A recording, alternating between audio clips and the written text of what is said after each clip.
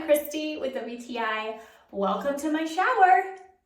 Don't worry, nothing inappropriate is about to happen. I'm just here to show off my new shower bench from ROHKEX.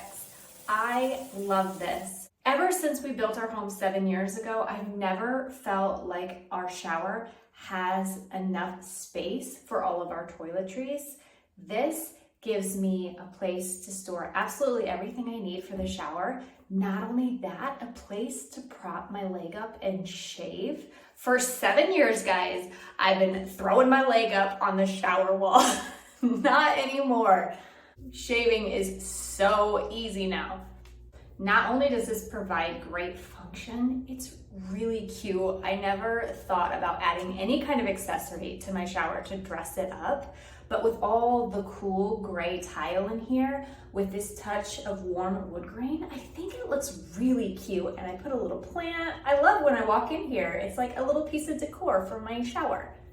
Now this is made of poly lumber, which is a plastic material, so it is rust proof. It will not mildew, even though it looks exactly like wood, but they fool you. I love that.